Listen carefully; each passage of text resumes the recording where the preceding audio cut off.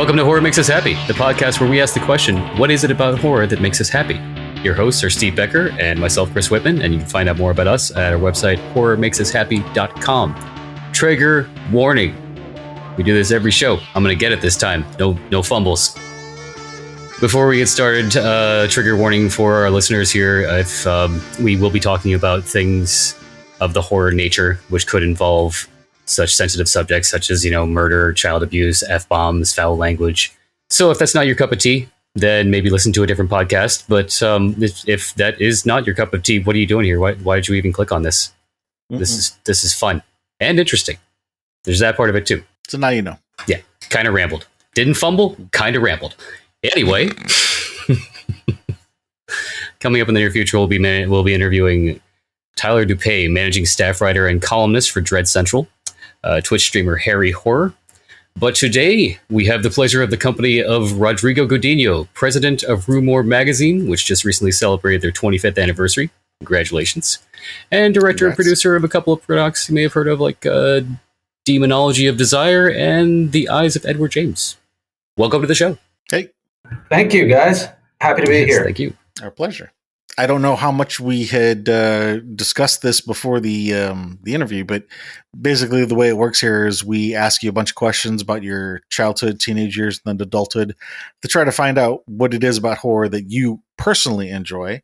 And, the hope is that if we talk to enough people, we might start seeing some common themes and, find something interesting about the horror community as a whole that way. But actually, before we get started, did you have anything that you want to pitch as far as what you're currently working on? Well, I'm currently touring my new film called The Breach. That one's doing festivals, international film festivals right now. I just finished the Morbido Film Festival in Mexico. It's doing Trieste Science Fiction Festival in Italy this week. Then after that, it's in Toronto at the Blood in the Snow Film Festival. So that's really what I'm working on right now. Just kind of doing the promotional tour for that film. Okay.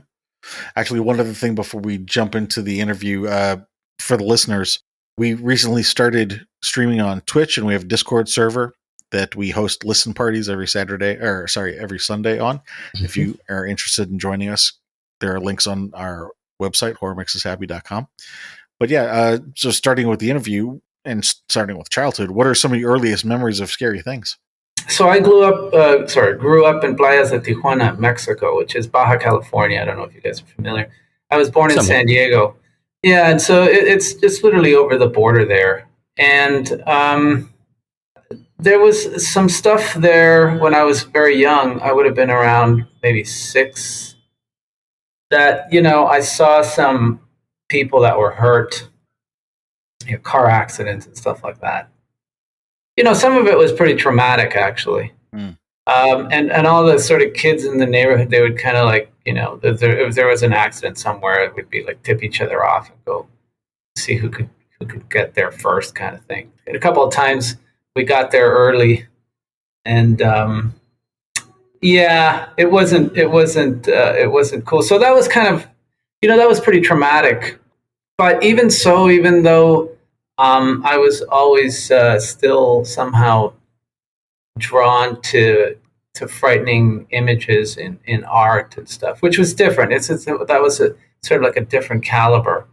But I do remember I had my mom or my dad or whoever had like a big Dante's Inferno, that big volume that was illustrated by Gustave Doré. And I remember pouring through that, and I would periodically look at that, even though it was super frightening, and it had decapitated people, heads cut off, and this and that, the other. And I would just kind of like look at it all the time. In terms of film, the earliest memory I have of seeing something that was really terrifying was this movie I saw on TV, and it was like broad daylight and stuff. I think that was at my mom's friend's place, but it was just so frightening. And years later, actually, it was during the time at Morgue that I found out what that movie was, and it was the Drop of Water segment from Mario Bava's Black Sabbath. And that was really, that really frightened me. But it kind of, fascinated me at the same time. So every time I went to the theme park with my parents, we'd go up to San Diego there we'd go to whatever Disneyland or whatever, and I would always want to go on the rides on the haunted, the scary rides, those haunted house rides or whatever. Mm-hmm. And I was always bugging them to go, and then the moment I got in there, I was like totally regretting it. But it was this thing that always happened. There's always this thing that was sort of drawing me to it, but also that was really frightening. Yeah, it's interesting. It sounds like from a very early age, you have the both simultaneous intrigue yet fright, I guess. The initial fright of, the horror of passing by an accident in real life, but then just that natural intrigue of, yeah, but how bad is it? Yeah, there was also this thing I remember as I'm thinking of my youth, I broke my finger when I was quite young. I think I was about 7 years old. So I had to go do these regular visits to the doctor. And in the hospital that I went to, there were these wax effigies, when you came in, and they were all like diseased faces, like different diseases, And that's a great thing to have at a hospital. Yeah, right. Yeah, yeah, exactly. It was there was one with leprosy, and it was sort of like behind like they were in glass, sort of like boxes. Man, this thing! I swear, I looked at this thing. It was so frightening. I thought if the glass broke, I would immediately get leprosy. You know what I mean? And but the thing is, I always made a point to look at it. Mm-hmm. Every time I went there, I made a point to go to this thing and look at it and have my little 7-year-old soul just tremble in front of it. Mm. Yeah, there was something about that feeling that was, I don't know about positive, but it was attractive to me, right? Mm-hmm. And in fact, when I started Rue Morgue, one of the reasons Rue Morgue is called Rue Morgue is because Rue Morgue is a detective story.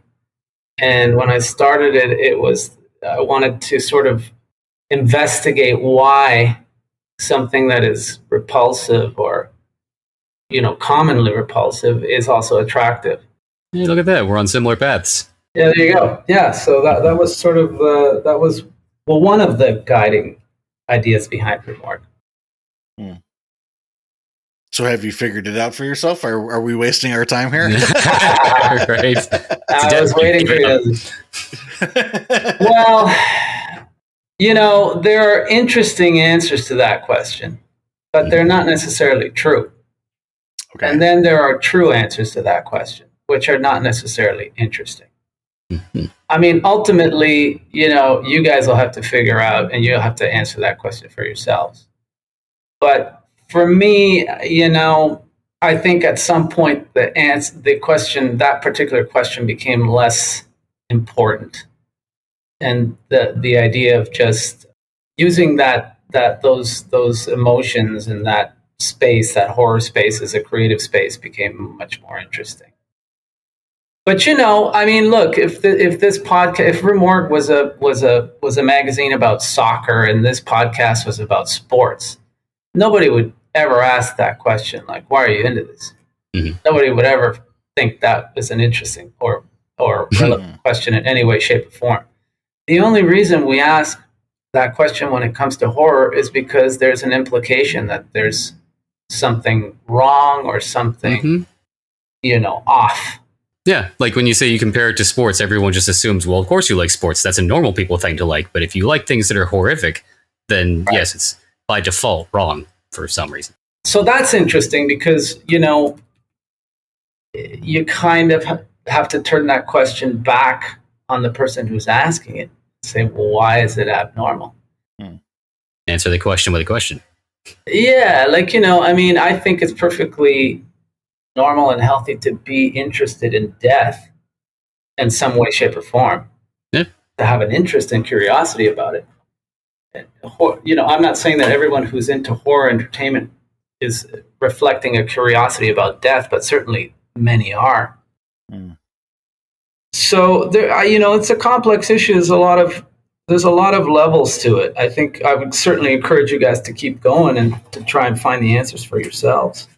Maybe your answer will more interesting than mine. Well, like you say, it's different for every person. So that's sort of the thing is we figure, because not everybody is the same, there are probably going to be certain buckets, shall we say, that a number of different people will fall into. And it's a matter of saying, okay, well, let's see if we can identify what some of these buckets are. And it's kind of interesting that what you said about, potentially interesting but not true, or true but not interesting, because that might be the case for some of our guests, and maybe be true for you that, for some people there are interesting reasons, and for some people it's not necessarily as interesting as others. Almost, I don't want to use the word mundane, but for some people it's simply just a pleasure of the thrill, whereas other people sometimes have deeper reasons for it. And it's just going to be a matter of, going through some questions and seeing if we can figure out what it is for you. And this is going back to, potentially handing data back to the mainstream world and things like that. But I think one of the things that I have picked up on, not only again relating to horror, but across the world and other things as well, I like to use this analogy of having sort of 3 levels of enjoyment in something. The first level is, yeah, I liked it. It was okay. Nothing special. The second one is, oh my God, that was amazing. That's awesome. I love it. And then the third one is doo-doo. I hated it. Well, no, I was going to say it's like almost creepy level of, I like that in almost a sexual way. Like there's like something deep inside that touches me when I experience this. And I think part of the reason for the, I don't want to say hesitation, but the misunderstanding of horror fans is, I think that there are people who are afraid or can't, they're not subtle enough to tell the differences between stages 1, 2, or 3. And they think that horror fans are all stage 3 when that's not necessarily the case. And so they're thinking, oh, there's these people who get off on murder and suicide and rape and whatever. And that's not necessarily exactly the case. You can enjoy things for certain reasons without it necessarily being that third level of, oh, this is awakening something in me kind of thing. Right. But that's a whole other tangent. Yeah. No, it's interesting. It's interesting, actually. When we talk about, I'm assuming you're talking mainly about horror films. Is that right? Or are you talking about just horror entertainment in general? Well, I was actually talking about anything, because it's not just horror, but in relation to how the mainstream world seems to interact with horror, I think is an application of that concept in the horror niche, shall we say. Oh, right. Yeah. Oh, absolutely. Yeah. Because if you have somebody who gets off on like sports to that degree, nobody cares. Right. But the difference there is because if you get off on sports that much, they don't have to worry about whether or not you're going to turn around and kill somebody. Whereas they think that if you're a fan of horror and you enjoy horror that much, then they might have a reason to potentially be afraid. Right. It's going back to that whole question of what's considered normal and what's considered abnormal. And what's dangerous. Like I say, right. Like if you like rugby that much, who cares? Right. Although you might kill somebody. Well, with rugby, yes, because that can be a very dangerous sport. Yeah, I was about to say, the difference is horror is, the subject matter is hurting people, and that's the interest. Whereas with sports, you're not really, oh, wait. Right. Yeah, but also, some of the most dangerous groups of people are, sports fans and soccer fans. Hooligans. These people, they just, this was potentially a very violent situation there you could get into with sports fans. If they believe in crossing boundaries, yes. Right. Not all of them, but it is quite common. I've never witnessed horror fans who are arguing about a movie that come to blows. I mean, maybe it's happened, but it doesn't seem to be. They don't tear down the goalposts at the end of the football field. Exactly. Yeah. That did happen, didn't it? Yep. Multiple times, all over the place. Oh, and remember when Philadelphia ate horseshit because they won the Super Bowl? Yeah. Mm-hmm. What? Wow. Yeah, Philly fans were they rioted in Philadelphia when they won the Super Bowl, and one of the things that was noted was a man just picking up horse shit in the road and eating it because he was so happy that his team won. Wow. That just sounds like somebody who had a scat fetish to begin with. Right, And just like, an excuse. Yeah. Point being, fanaticism can get out of control no matter what the genre. Yes, okay. Sorry for the tangent. And not only that, but there's also the stupidity of large people in numbers. So, yeah. I mean, that's a whole other topic. Halloween Kills taught me about that. It's called mob mentality, and it's real. Yes. The struggle is real. Let's jump down and ask some other questions. Again, focusing on childhood. Did you participate in Halloween? Oh yeah, Halloween. I have some really fond memories of Halloween when I was a kid there. In Mexico, we also have the Day of the Dead. So right. It's the festival that starts right after Halloween. It's several days, All 3 Hallows days. Eve or Saints Day, All Saints Day. Yeah, Dia de los Muertos they call it. But what it is, it's more it's an ancestral thing. So you honor your dead, and you go to the cemetery, you take food, you sing songs, and you do that kind of stuff. But it's sort of like it's a cultural thing, but it keeps that sort of spirit of Halloween alive past October 31st, so the Halloween tradition of North America is largely, it's largely that one night, and the trick or treat and candy for kids, and then in Mexico you kind of have this other component, which is a little bit it's considerably deeper, really ultra visual, and actually quite beautiful. Yeah. And the familial ties definitely make it a lot deeper too. Absolutely. Yeah, absolutely. But I encourage you, if you guys never experienced that before, to come to Mexico sometime and check it out. It's really interesting. I would love to. That would be cool. Did you have a favorite costume for Halloween when you were a kid? Favorite costume? I don't really remember. No, I remember being like a ghost once. That didn't work out. And they were always like scary things. That's for sure. I never was a pirate. Or, No. It was always like Dracula or something. Awesome. Did you like to do the home makeup, zombie makeup kind of deal? Yeah, I seem to remember a lot of that. When I was really, really young, there were those sort of cheap little masks, those with a rubber band or whatever. Yeah, and I remember wearing at least one Halloween. We're talking about the dawn of time here, by the way. Like, I left Mexico or Baja California when I was 8 years old. So everything we're talking about is sort of like in that period. Okay. And yeah, then I went to Canada, to Toronto. That was different. That was kind of like a different situation there. I still was into it, and I was still a kid and all that, but it felt different. Any least favorite costumes in childhood? Probably that ghost thing I told you about, because it was literally a sheet. I'm sure I'm not the first one to probably, or the last one to probably tell you this story. But yeah, you sheet, you cut some holes in it, you think it's great. Now you're stumbling on this thing, you can't see shit.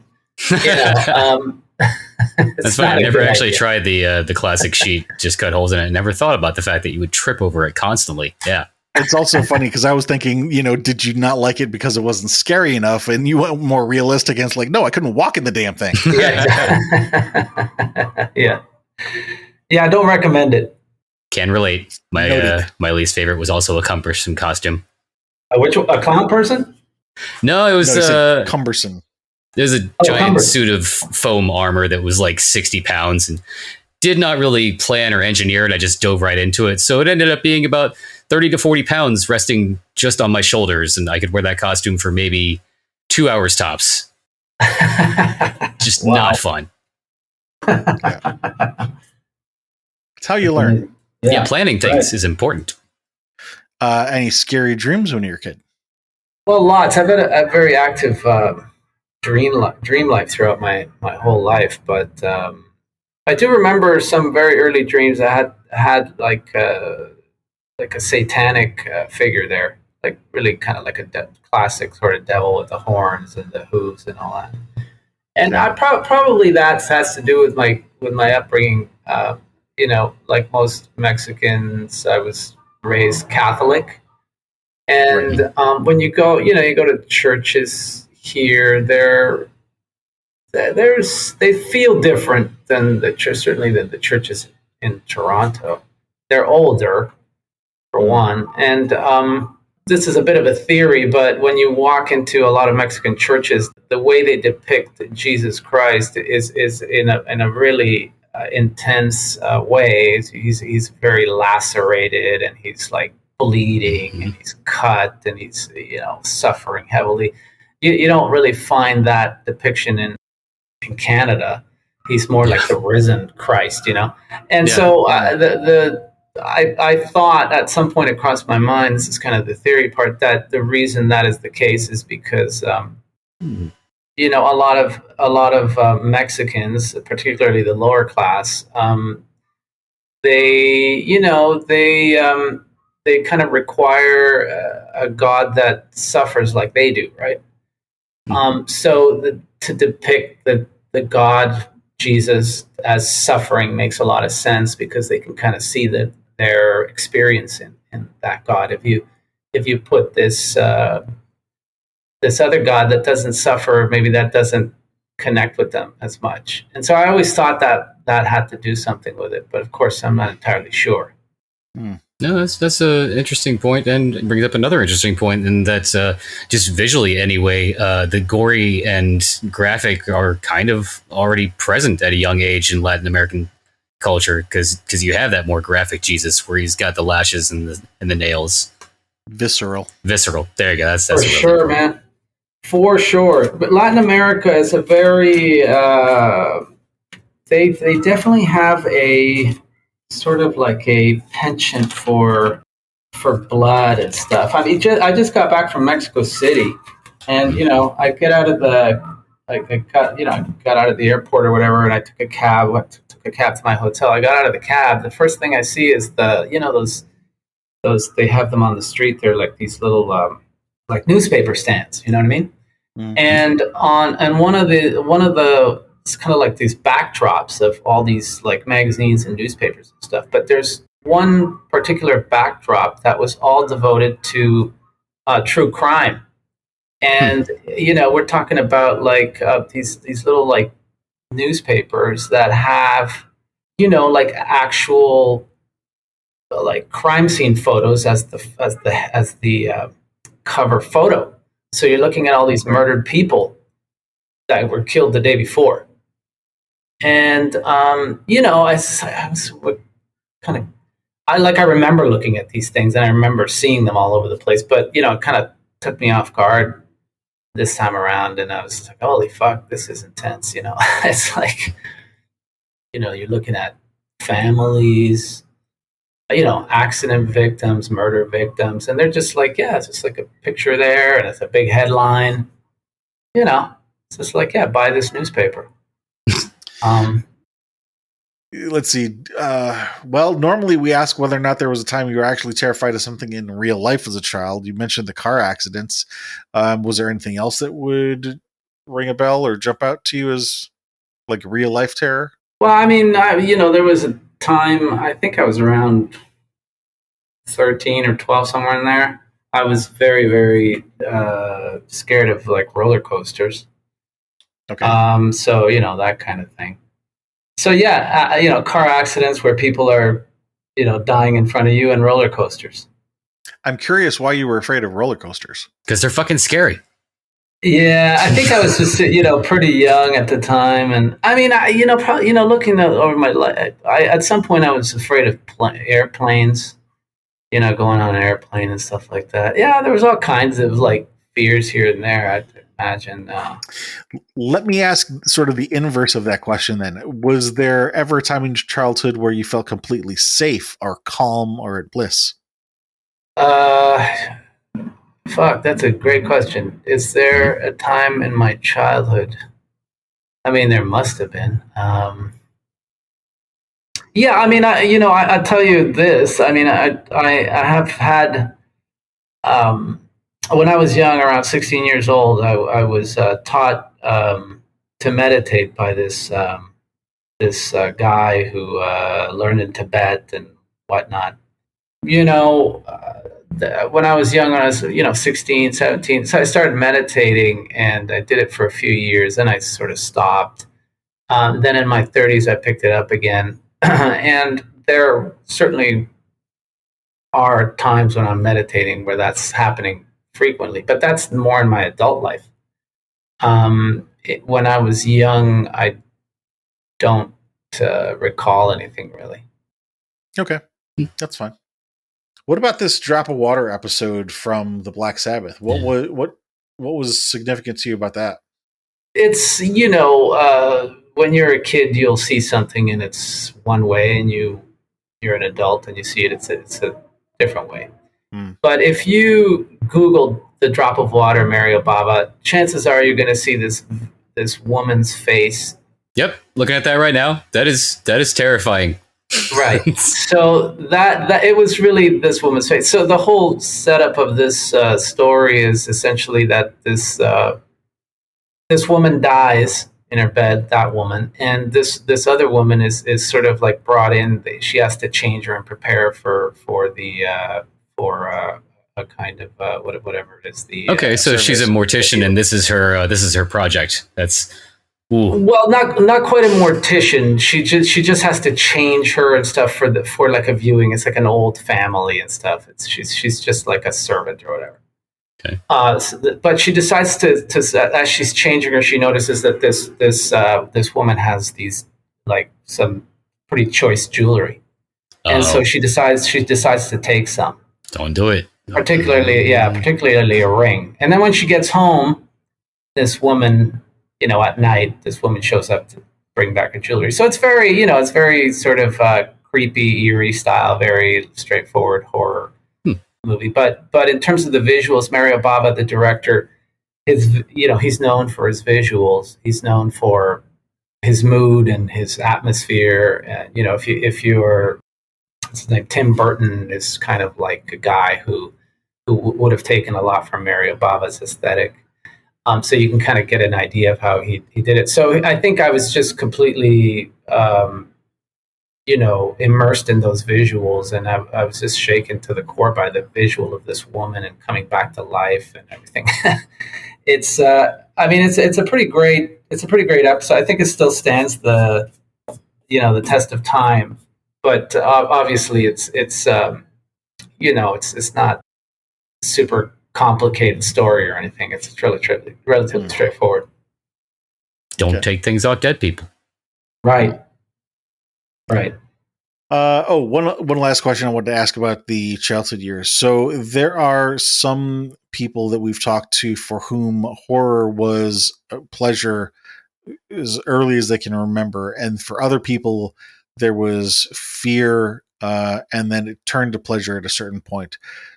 Was it always pleasure for you, or was there some sort of dividing line where, okay, now I'm starting to see some kind of enjoyment out of it?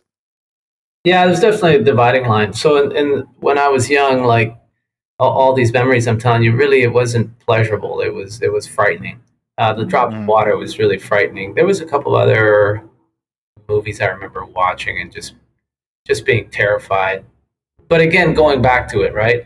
Then when I was in my teen years, probably when I turned like 16, somewhere in there, 15 maybe, then it was more like I got into. I mean, I would still get scared, I would still get frightened, but I was just more like, this is really fun. And do you recognize any particular thing as being the dividing line? Like a particular movie, event, book, whatever? No, nothing in particular, no. Okay. No. All right, well then, speaking in general, like if we were to pick, say, the top 3 things that were impactful in your teens as far as horror media, what would those be?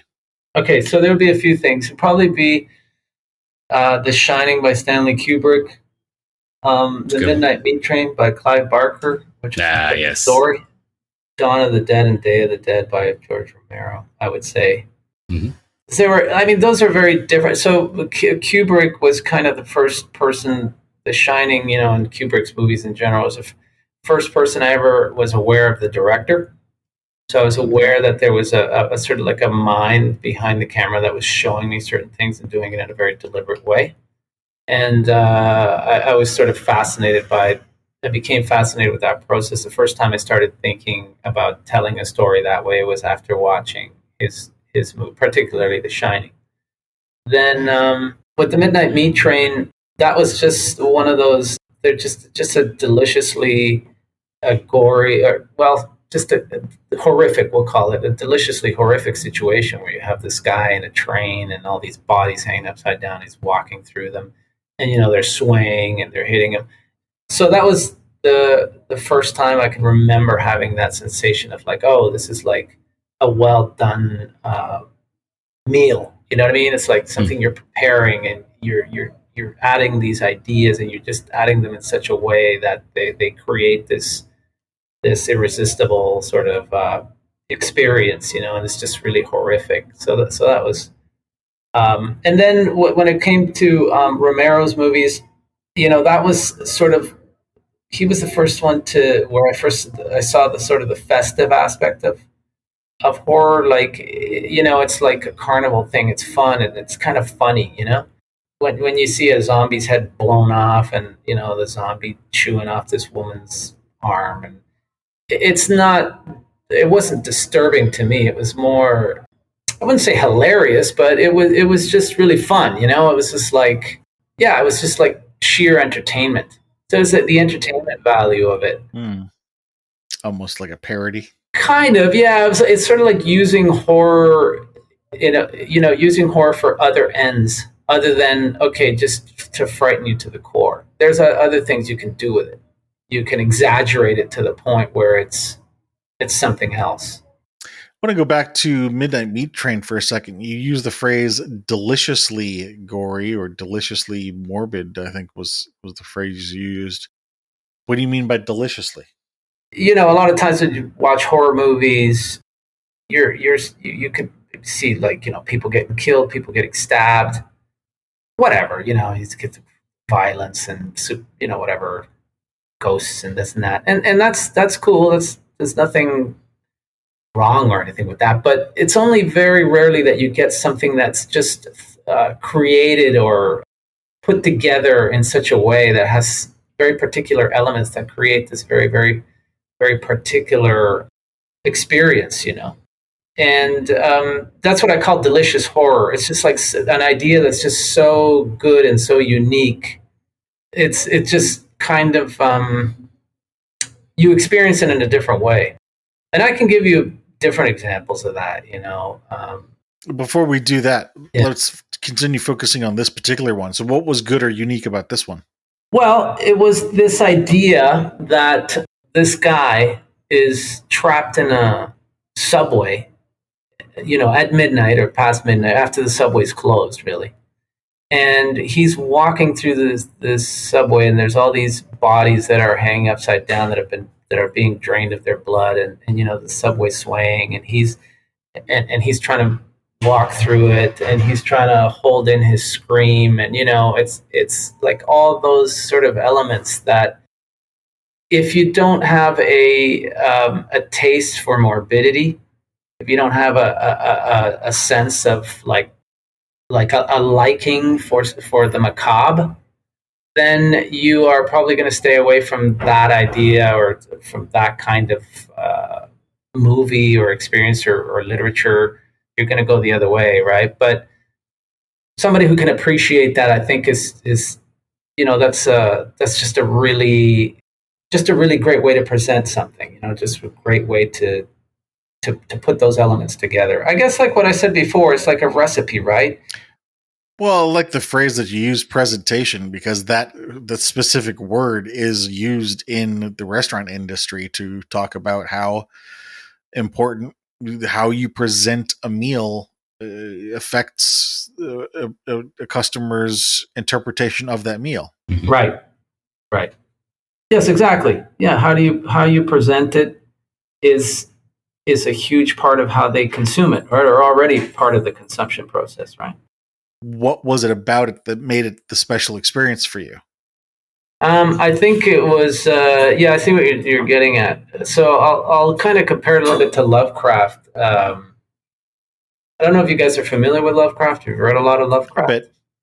I'm familiar. I haven't actually bit. read any of his works. I need to. Right, right. Yeah, you should check out some of his later works. Well, one of the things that Lovecraft has, I think, one of the reasons why people love Lovecraft, certainly why I do, is that his imagination is particularly morbid. He's just got a morbid imagination. He knows where to where to take you in a story and where to put your hand. You know what I mean? Mhm.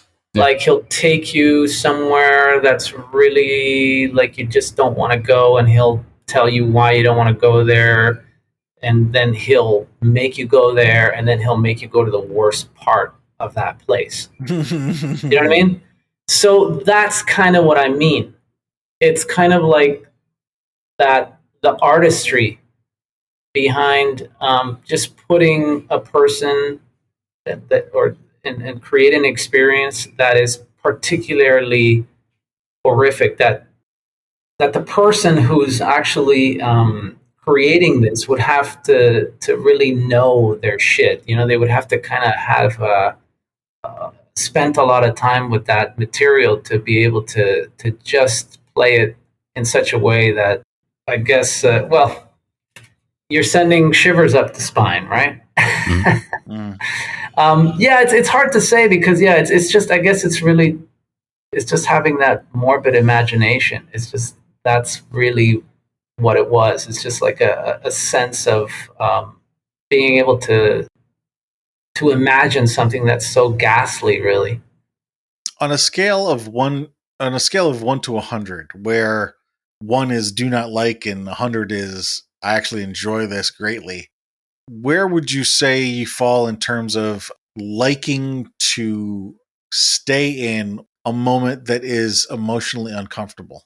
Like you're talking about in art, right? Correct? A movie or a book or anything like that. Is that correct? You could open it up to real life too if you'd like. Well, that's different. So, yeah, Yeah. that's completely Those are two so, completely yeah, different facets. yeah. How about For two me- different answers then?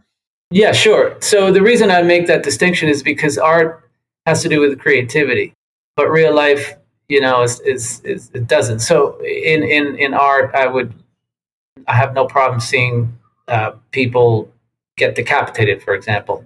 One of the reasons is because it's part of a narrative flow. There's a story, and that's part of the story. Whereas in real life, I would never want to see that happen. But so in art, yeah, it would be 100.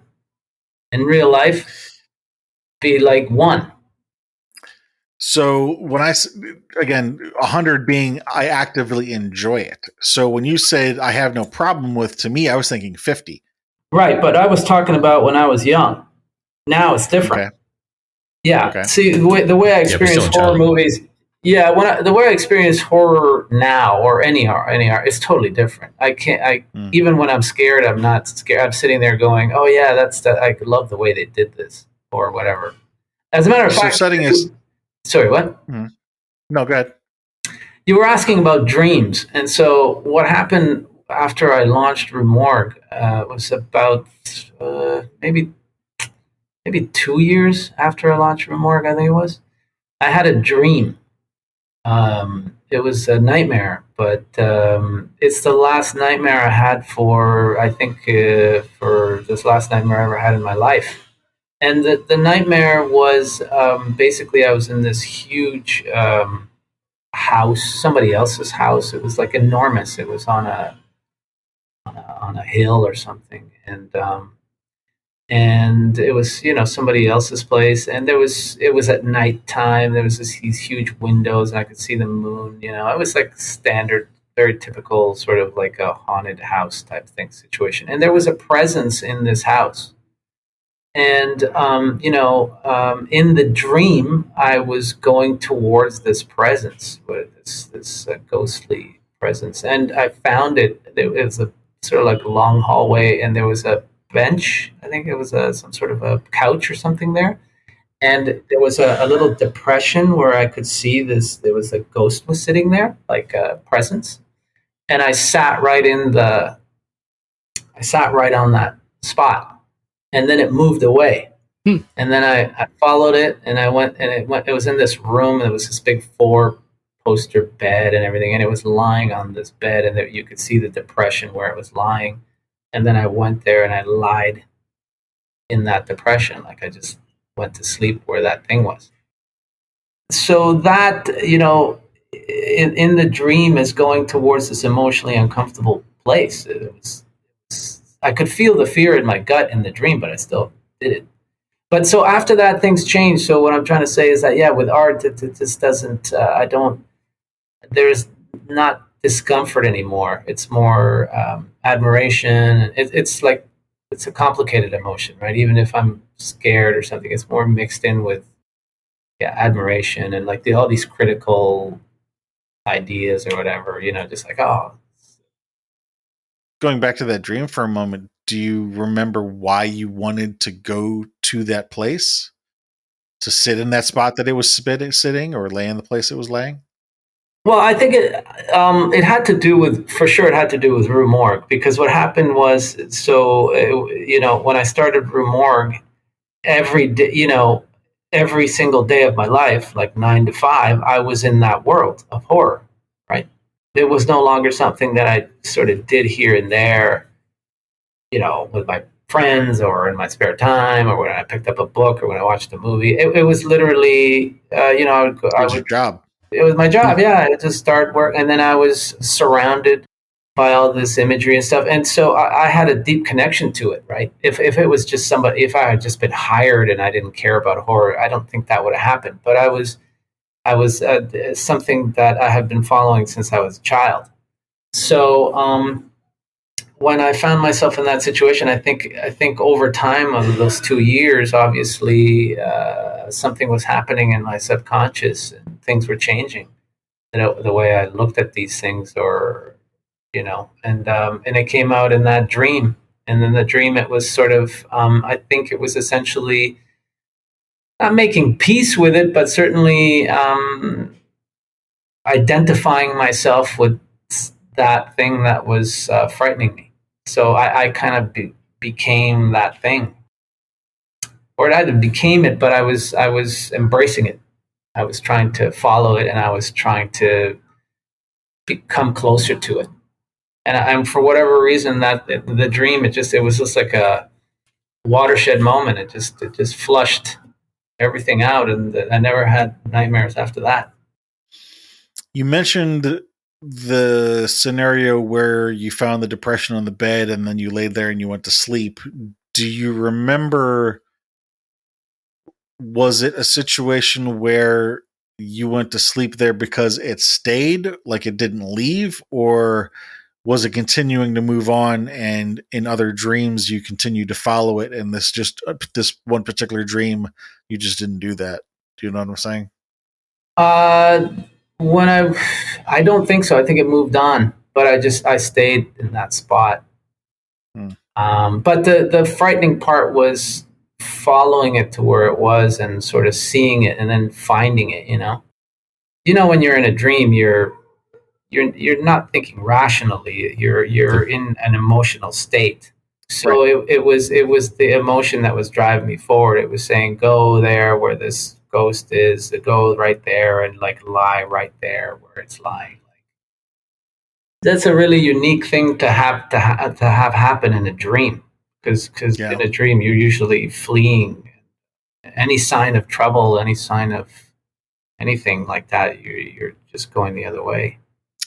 Well, to me, fears and desires are sort of like opposites. Like if you can imagine for a minute standing on a street corner and you've got, you're looking up at a signpost that has, 34th Avenue, and one direction says north, the other direction says south.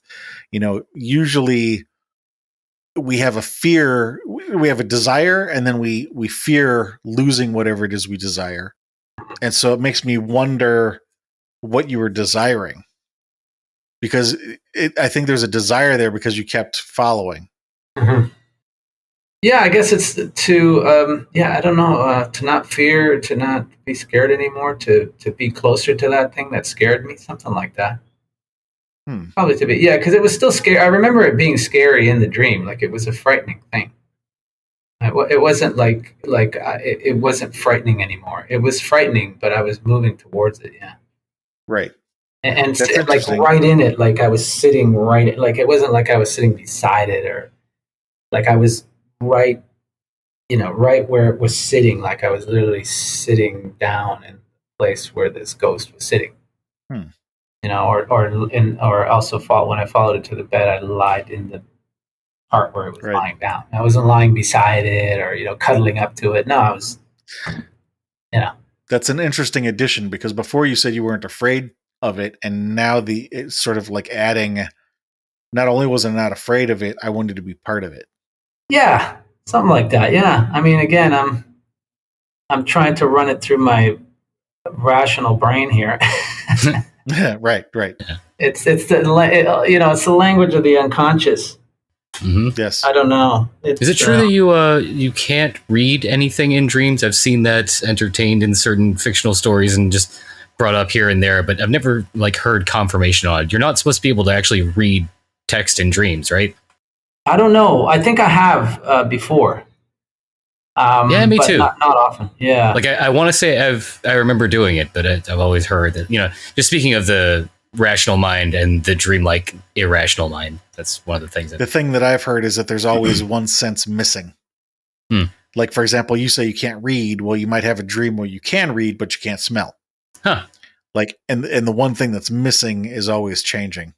I've never been able to smell. I don't have a memory of ever smelling anything in my dreams. Yeah, me either. Nor I. Yeah. Maybe. It's not something that you really think about. No. Yeah. Maybe if I was blind. Maybe. Yeah. Yeah. Yeah. Different perspective. Yeah. So in your teen years, did you participate in Halloween in your teens? Up till I was maybe 14 was the last time, I think. 13. Yeah. Favorite costume? I don't have one. Least favorite costume? Yeah, the sheet. The sheet. The ghost sheet. That was teens? Same thing. Okay. Any scary dreams as a teen? I had lots of scary dreams. But I had some other shit happen that was more like paranormal. Probably that'd be more interesting to you guys, maybe. Okay, yeah, the real life experience. This was in your teens? No, this happened to me in 2009.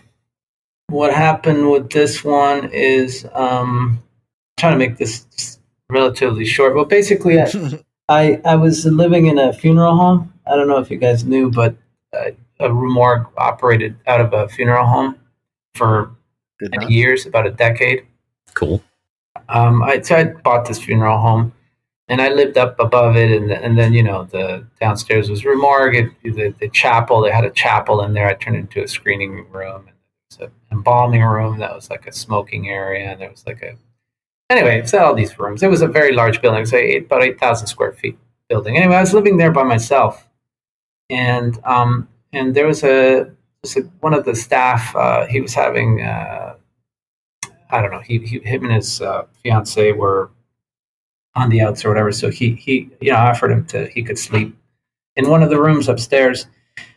Anyway, so one night, turns out that I was just lying in bed. It was around just after midnight, and I heard somebody sort of footsteps in the hallway, sort of outside my room. They were sort of slow, deliberate footsteps, and I was wide awake, but I didn't really feel like I kept sort of saying, it's probably like that guy or whatever, and it's nothing to it, but it didn't sound like him, And I didn't want to get up out of bed, but then eventually this person, whoever it was, just walked right in front of my door. Oh yeah, that classic scenario where it was the door closed and you could just see the feet underneath it. No, I couldn't see the feet, but the door was closed, and they just walked right in front, yeah. And it was like hardwood floors up there, so they creaked, and they were very, you know what I mean, like you're loud, and like there was sneaking is not an option. No, and this person had boots on. Oh, within So so it was very, and so I got up, and what had happened a long time ago is one time somebody left one of the doors open, and somebody got in. So I thought that's kind of what happened again. So I got up and I went and knocked at guy's name was Dave. I knocked on his door and got him up. He was sleeping. And I think somebody kind of got into the building. And he said, okay. So we started looking around upstairs and we didn't find anything. And we went downstairs. And so in classic horror movie style, we split up. Did you split up? Yeah. Yeah, I mean, that's what you do, really. Yeah. The place was really large. And so when we got downstairs, he turned left towards the front where the chapel was and there were some offices. And then I turned right to the back where my office was and the embalming room and all that. And so anyway, I rounded the corner into my office and there was somebody sitting right at my desk. Oh. And so the thing was that this person was me. What? And I was a little older. Yeah, I was about 4 or 5 years older. And we just made eye contact and then that person just vanished. Was there like a large black rectangle also in the corner of the room? And then was the version of you even older later on? No. Okay. No. 2001 Space Odyssey. 2001 style? No. But I'll tell you, it was extremely shocking experience. Sounds like it, yeah. It was pretty, and, later on, I would get sort of freaked out when I was downstairs by myself. I thought, oh, maybe I'll see myself come around the corner or something. I mean, understandably. I mean, the more relevant question is, did you then later, as you were older, have another dream or another experience where a younger you came around while you were ringing the desk? Yeah, right. No, it's but a time travel thing. Right. No, but about 4 years later, I woke up one day and I went to the bathroom and I washed my face and stuff and I looked in the mirror and that was the guy. And I told my wife, I said, yeah, that's the dude I saw. So it was around me about 4 years older. And, I don't know why that happened. I mean, it was a very strange experience. And sometimes I think to myself, oh, man, I couldn't have happened. Well, sorry about that. My dogs are freaking out here. Hey, hang on. No accounting for kids or animals. Nope. Right, there you go. Anyway. All right. Sorry about that.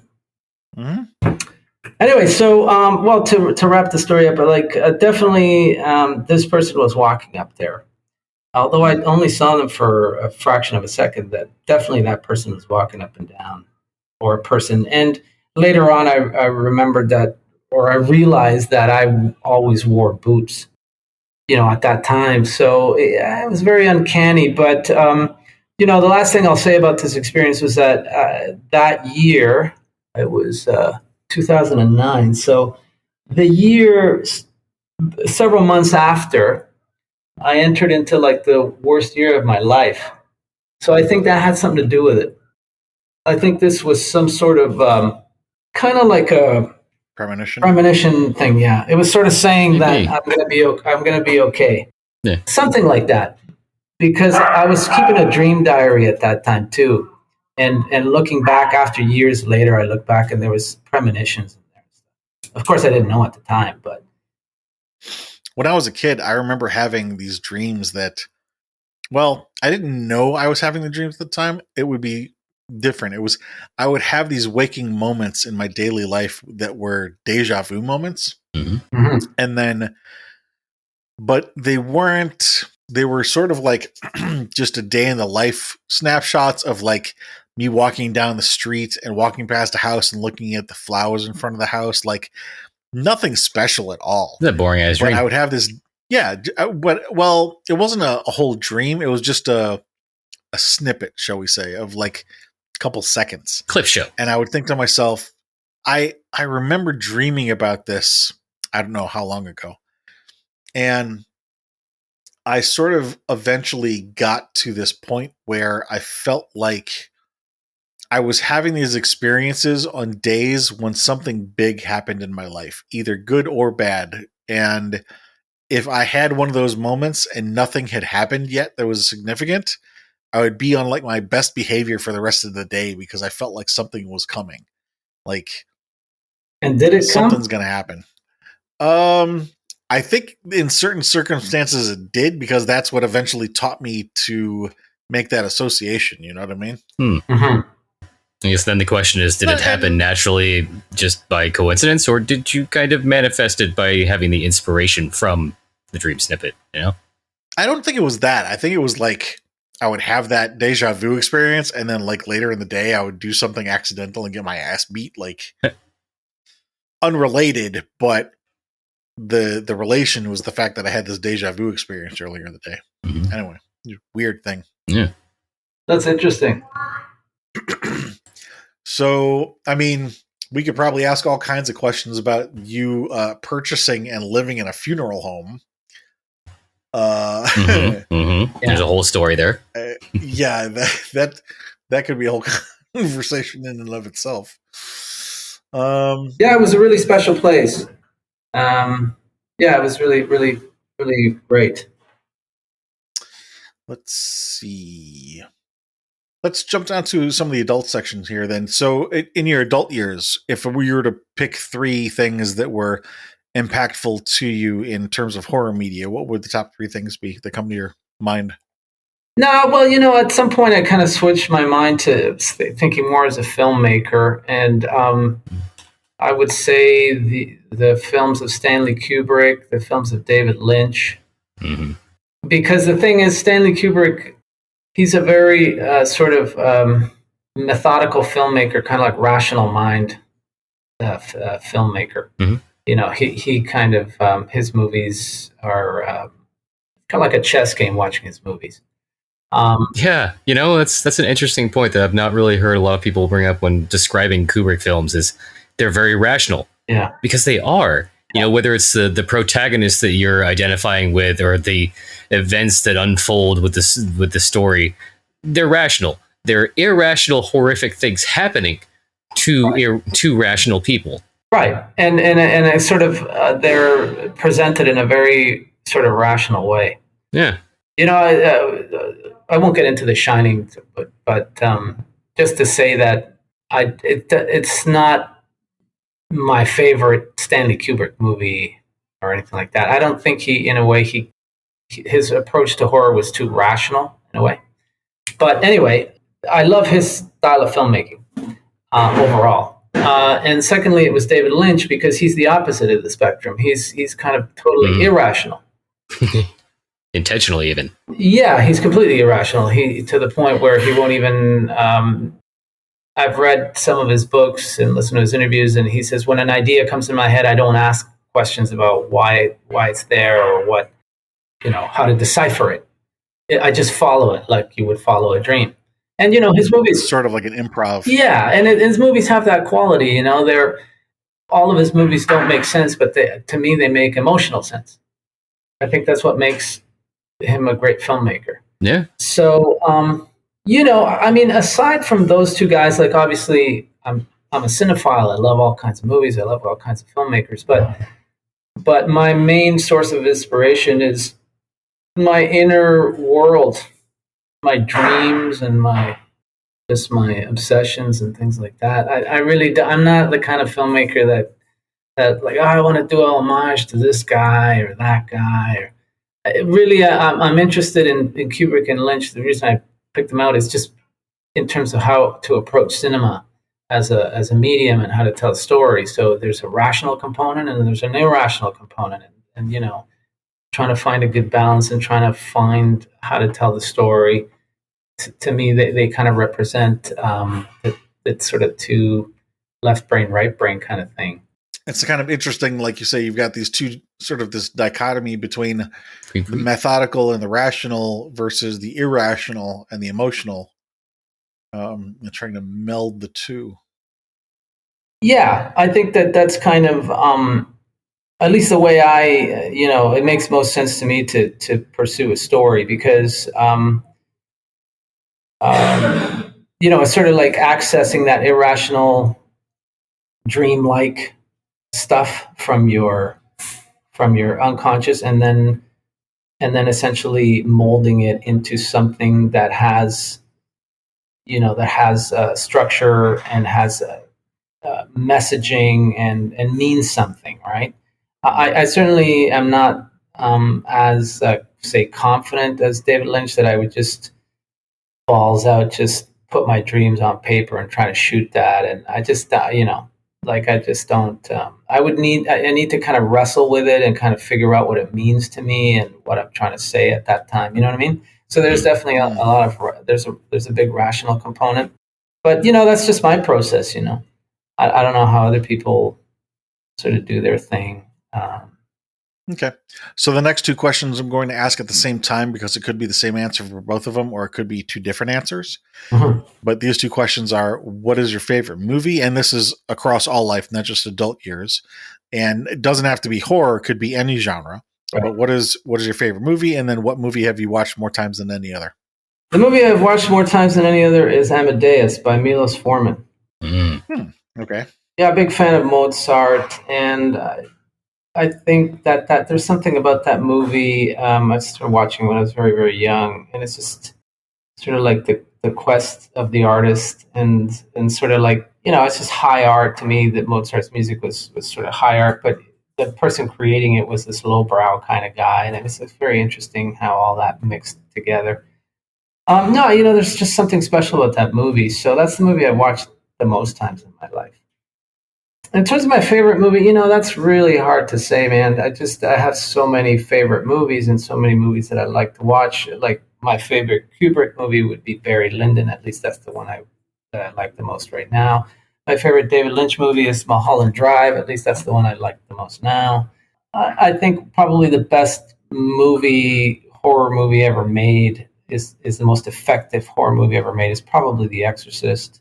Yeah. It's just no arguments there. Really, really well done, and a lot of the imagery and content of that movie is still shocking in 2022, which is really saying a lot. That something you made in 1973 or 74, whatever it was, it can be shocking at this day and age with all the cultural revolutions that we've had, all the changes and the different mindsets. And Well, for the purposes of this call, we focus on emotions. So. Right. Going back to Barry Lyndon, what's your emotional response to Barry Lyndon? Beauty.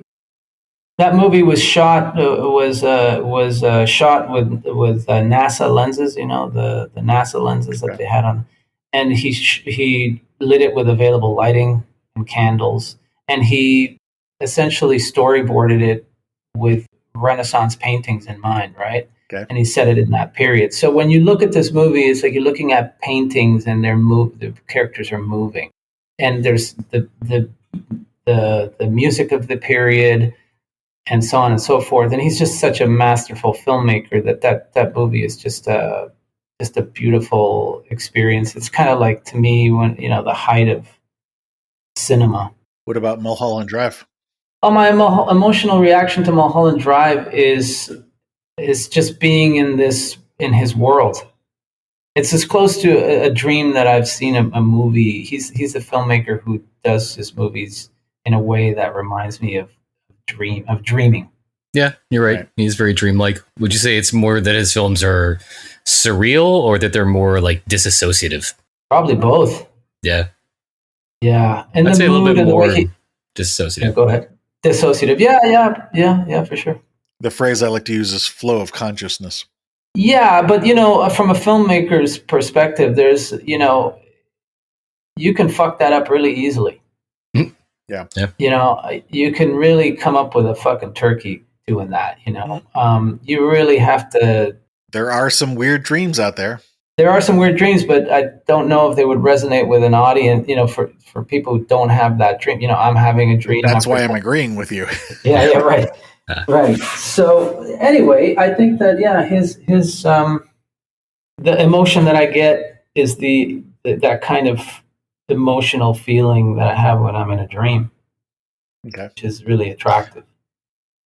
Do you see any common threads about what kind of horror you like? Cannibalism, occult, metaphysical? I like a well-told story. It doesn't matter what the fuck it is. Yeah. Okay. Like it, yeah. You're not the first one to suggest that answer, and that's a valid answer. Like I just like quality story. Yeah. Right. Whatever it is that you choose, just do it. Do it well. The two things that I was expecting there were either supernatural or murder mystery. No, not at all. Although, I mean, I do think that supernatural is part and parcel of horror. Well, not necessarily, because there's lots of all kinds of different horror genres, not just supernatural. Correct. Yeah. That's correct. But I think at one time when early on in Remorgue, I came up with my own definition of horror. Which is? Part of it was that it was that it usually contained violence, and was not always, but tended to be have a supernatural component, right?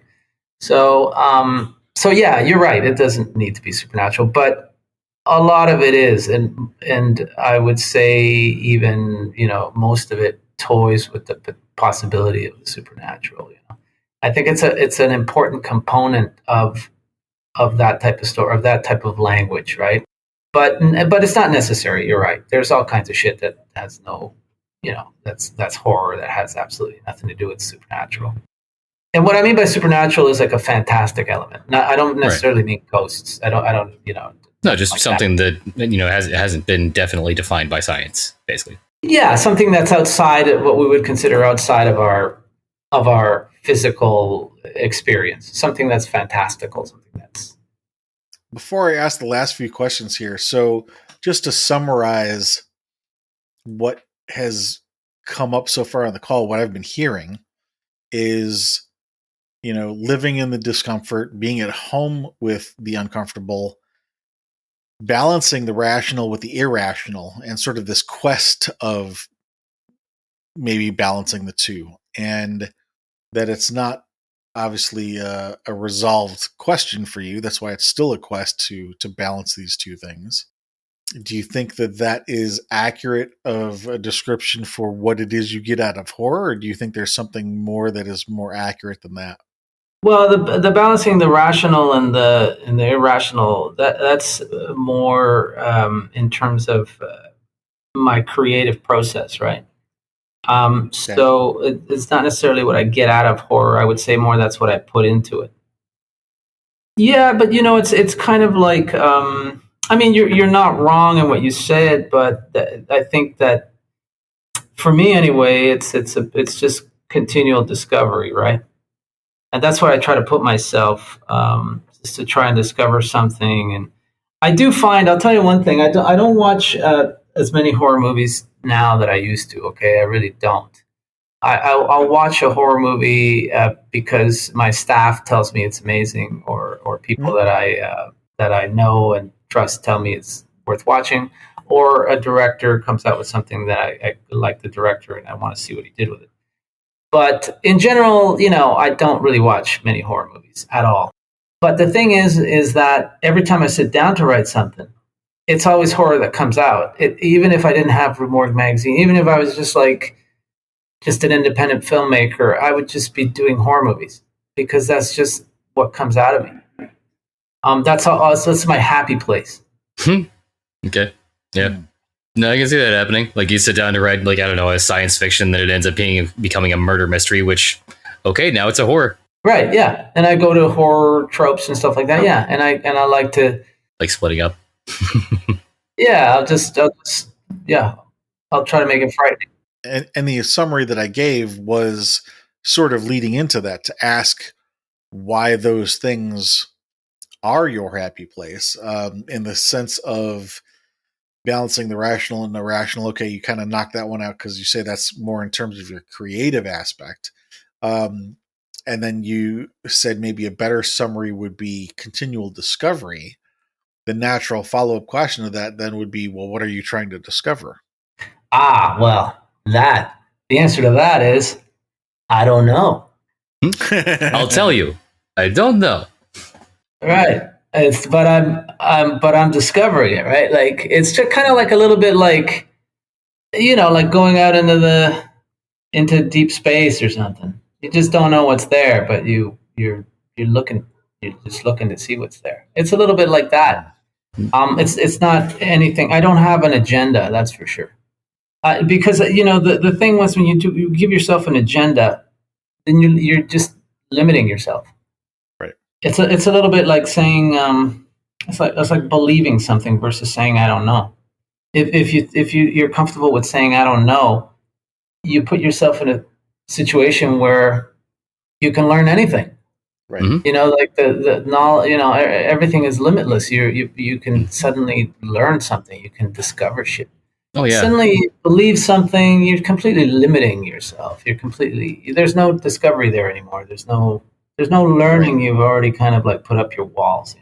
Oh yeah. Yeah. I have a document where I keep favorite quotes, and I think this one is by Francis Bacon, where he says, "If a man is content to start with questions, he will arrive at answers.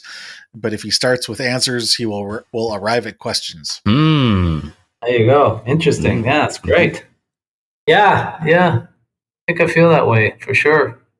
Francis Bacon for sure. I don't quote me on the Francis Bacon part. I'm not positive about that, but the quote was essentially the same. Is he related to Kevin Bacon? Right. No Yeah, idea.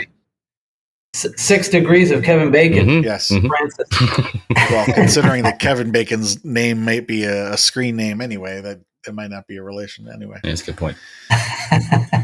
So, again, the natural follow-up question here is why horror once we have drilled down on these things, but you're kind of stymieing us on figuring out what the things are because, like you say, you don't know what you're trying to discover. So it's kind of then hard to ask what the follow-up is of why horror. Generally, if for a guest, if we had narrowed in on a particular topic, the question we would ask is why horror, because couldn't you find that particular topic in some other genre?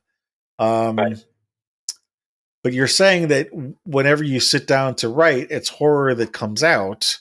Mm-hmm. And so there must be something about horror that lends itself to the things you want to write. I think that horror for me has a lot of ideas rolled into it. So it's not just the subject matter that's dark and grim and macabre and all that, but there's also ideas of taboo rolled into it. Mm-hmm. You know, what we talked about earlier at the beginning of this interview or discussion that, we talked about why anybody likes horror. Why does people, is it a question you ask people who like horror? It's not a question you ask people who like sports.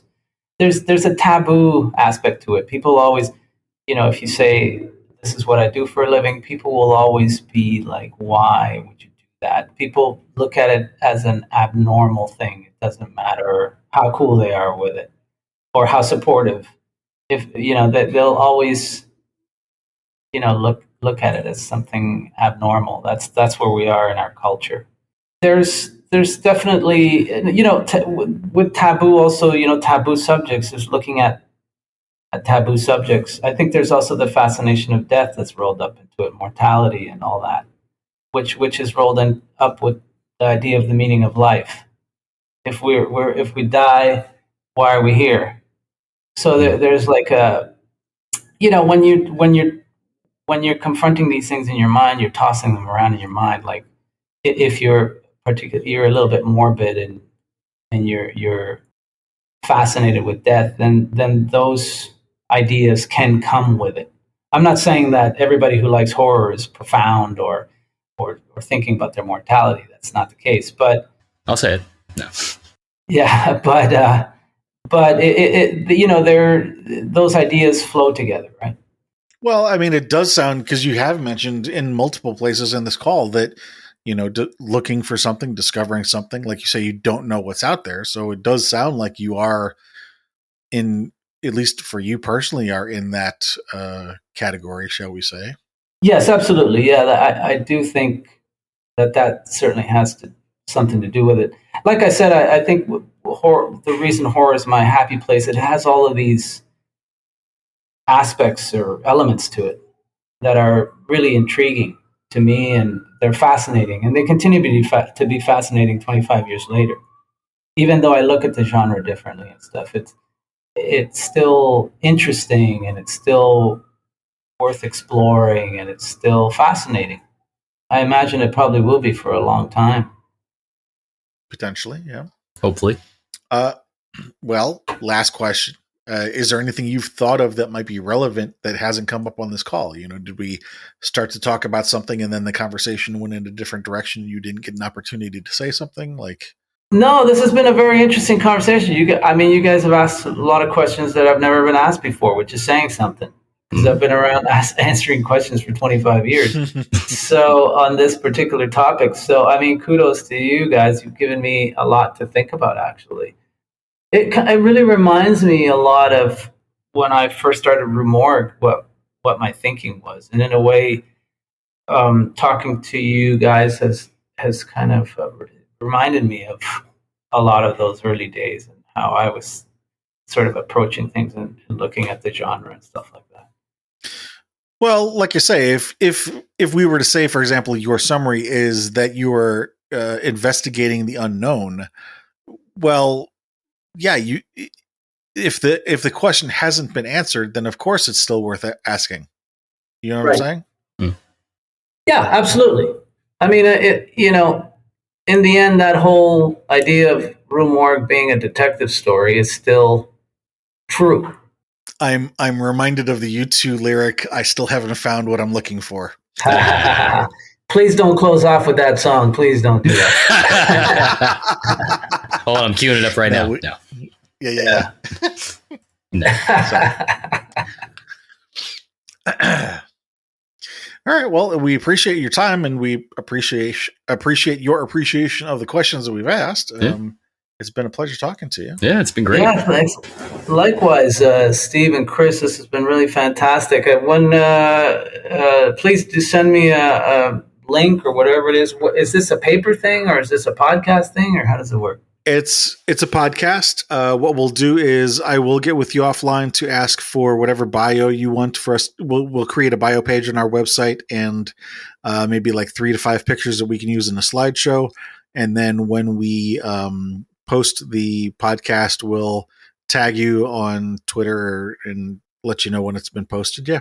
Great. Well, I look forward to it. And yeah, I really appreciate it. And good luck with your podcast. This is it's really cool. It's really good to have this kind of chat. It's rare. There's not a lot of people who are discussing at this level. We are happy to fill the niche. Mm-hmm. Well, good stuff, guys. Thanks again. Thank really you. appreciate it. Yeah, thank you. Our pleasure. And thank you, anybody out there listening. Please do come visit us on horrormixhappy.com. We got a list of people there that we'd like to interview. If you'd like to have anybody added to the list, let us know. If you can help us get in touch with anybody, let us know. Otherwise, you can also support us on Patreon or buy us a coffee and buy some merch or just tell a friend.